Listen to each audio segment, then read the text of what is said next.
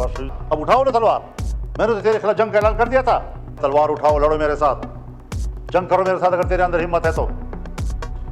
उनके खिलाफ होने वाले हर कदम पर मैंने फ्रंट लाइन पर लड़ाई लड़ी है, तो मैं आज भी इमरान खान पर होने वाली सख्तियों की मजम्मत करूंगा। और आज वो फैसला दे रही है कि 2028 के बाद मुल्क के अंदर हर बात पे हम कायद-ए-आज़म का हवाला देते हैं, यहाँ हमें उनका हवाला क्यों भूल गया? हमने क्यों इस मुल्क के निज़ाम को ठीक नहीं किया? और उस सूरत में हमें किसी कीमत पर काबिल कबूल नहीं था, और आज हम मुतफ़िक़ा तौर पर इसको इन कावशों से और इन तब्दीलियों से इस आईनी तरमीम का जो मफ़हूम और जिसका तसव्वुर था वो मुकम्मल तब्दील हो गया। अस्सलाम वालेकुम नाज़रीन इकराम, आपको मुकम्मल वीडियो दिखाते हैं। 27वीं आईनी तरमीम सेनेट से पास होते ही एक नया कट्टा खुल गया। मौलाना फजल रहमान जज्बाती होकर पार्लियामेंट पहुंच आए। JUI के एक रहनुमा से ज़बरदस्ती वोट लिया गया। मौलाना फजल रहमान ने कहा कि हमने आईनी तरमीम मिल बैठ कर करनी थी, इस पर गुफ्तगू हो सकती थी। मौलाना इतने जज्बाती थे कि पूरा ऐवान सर पर उठा लिया। मौलाना ने कहा कि मैं किसी सूरत नहीं छोड़ूंगा। आप ये वीडियो देखिए, फिर इस पर बात करते हैं। पाकिस्तान तहरीक इंसाफ के साथी शिकायत कर रहे हैं, उनका लीडर जेल में इस हालत में है, और चूंकि कल ही आप मुलाकात कर चुके हैं, मुलाकात करके भी आए हैं, तो उस मुलाकात की फौरी खबर जो उनकी तरफ से आई वो वाकई काबिल कबूल नहीं हो सकती। जलसे इज्तिमाअत वो एक जमहूरी हुकूक़ हैं, अगर जमहूरी हुकूक़ में के दायरे में कोई फ़ैसला करता है, जलसा करता है, उसको जलसे का हक़ है। लेकिन मैं एक बात वाज़ेह कर देना चाहता हूँ कि अगर मियाँ नवाज शरीफ साहब पर जुल्म होता है, मियाँ शहबाज शरीफ साहब पर जुल्म होता है, आसिफ अली जरदारी साहब और उनकी बहन के साथ, उनकी जमात के सीनियर्स के साथ ज़्यादती और जुल्म होता है, और मैं उनके साथ शाना बशाना खड़ा हूँ, उनके खिलाफ होने वाले हर कदम पर मैंने फ्रंट लाइन पर लड़ाई लड़ी है। अगर मैं उस वक्त आपके ऊपर होने वाले मजालिम में आपके शाना बशाना था, तो मैं आज भी इमरान खान पर होने वाली सख्तियों की मजम्मत करूंगा। इसमें कोई शक नहीं है कि ऐसे हालात पैदा किए गए कि अपोजिशन तकसीम हो जाए, लेकिन मैंने ना हुकूमत और अपोजिशन को तकसीम होने दिया है, और ना अपोजिशन को आपस में तकसीम होने दिया है, और ना पीपल्स पार्टी और मुस्लिम लीग को आपस में तकसीम होने दिया है। मैंने पीपल्स पार्टी से भी, बल्कि हुकूमत से भी दरख्वास्त की थी कि आप ये मसौदा शंघाई कोऑपरेशन कॉन्फ्रेंस के बाद करें। मैंने PTI से भी दरख्वास्त की थी कि इन दिनों में आप किसी किस्म का कोई मुजाहरा ना करें। क्यों? बाहर से मेहमान आ रहे हैं, मेहमान वैसे भी काबिल कदर होता है। घर में भी अगर भाइयों के अंदर और अजीज़ों के अंदर में थोड़ी सी कोई खलश होती भी है, तो भी जब मेहमान आता है तो वो मिलकर उसकी खिदमत करते हैं, उसकी इज्जत करते हैं, तो फिर घर के दाखिली इख्तलाफात और नाराज़गियाँ भूल जाते हैं। ये हमारे मुआशरे का असास है, और मैंने उसी बुनियाद पर यह बात कही थी। इन कावशों से और इन तब्दीलियों से इस आईनी तरमीम का जो मफहूम और जिसका तसव्वुर था वो मुकम्मल तब्दील हो गया। इब्तिदाई मसौदे का तसव्वुर बिल्कुल मुख्तलिफ था, और अब जो चीज़ हम पास कर रहे हैं उसका तसव्वुर उससे बिल्कुल मुख्तलिफ है, और उस सूरत में हमें किसी कीमत पर काबिल कबूल नहीं था, और आज हम मुतफ़िक़ा तौर पर इसको आज भी एक बात कहना चाहते हैं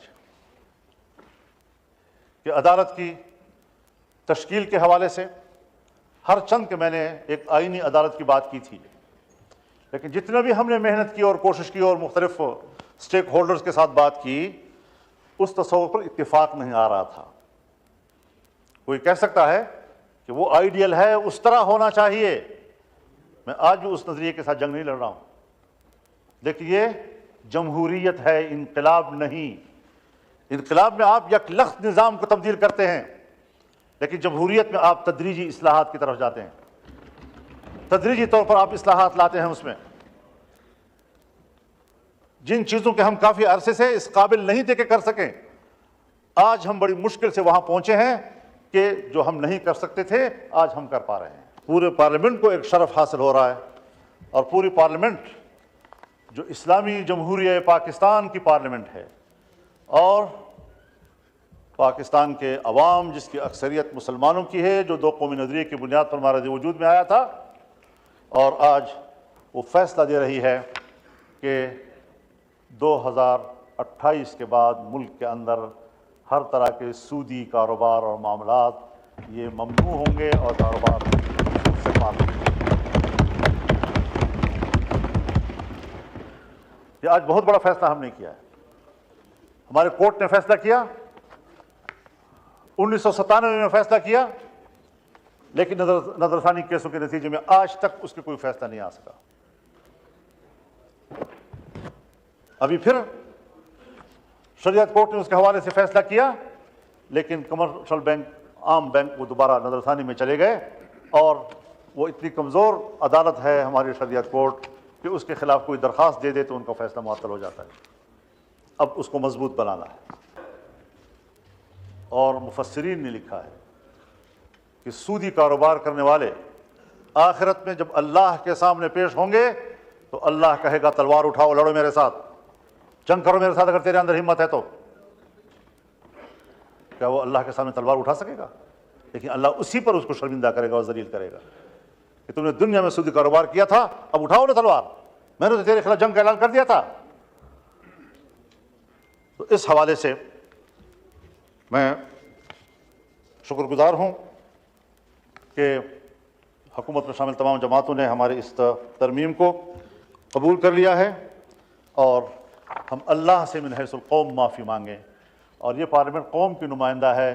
ہم جب یہاں پر بیٹھ کر اس 77 سالوں کا جرم اس پر اللہ سے معافی مانگیں گے تو اللہ غفور الرحیم ہے، انشاءاللہ وہ پورے قوم کو معاف کر دے گا۔ ہر بات، یعنی آپ خود اندازہ لگائیں، جب پاکستان بنا اور ہم نے اسٹیٹ بینک آف پاکستان بنایا تو اسٹیٹ بینک آف پاکستان کی افتتاحی تقریب سے قائد اعظم محمد علی جناح نے خطاب کرتے ہوئے فرمایا کہ مغرب کے نظام معیشت نے ہمارے لیے مشکلات پیدا کی ہیں، بلکہ انسانیت کے لیے مشکلات پیدا کی ہیں۔ ہم ملک میں وہ نظام معیشت لائیں گے جو اسلامی تعلیمات کے مطابق ہوگا۔ ہر بات پہ ہم قائد اعظم کا حوالہ دیتے ہیں، یہاں ہمیں ان کا حوالہ کیوں بھول گیا؟ ہم نے کیوں اس ملک کے نظام کو ٹھیک نہیں کیا؟ ناظرین کرام، آپ نے ویڈیو دیکھی، مولانا فضل الرحمان نے پارلیمنٹ میں سب کو اڑا کر رکھ دیا۔ جس طرح سے آئینی ترمیم پاس کی گئی، تحریک انصاف بھی اس پر سیخپا ہے، اور تحریک انصاف ملک گیر احتجاج کی باتیں کر رہی ہیں۔ مولانا فضل الرحمان کی پارٹی کے ایک سینیٹر سے زبردستی ووٹ لیا گیا، سیف اللہ ابڑو، جن کا تعلق تحریک انصاف سے، انہوں نے بھی ووٹ اس ترمیم میں دیا۔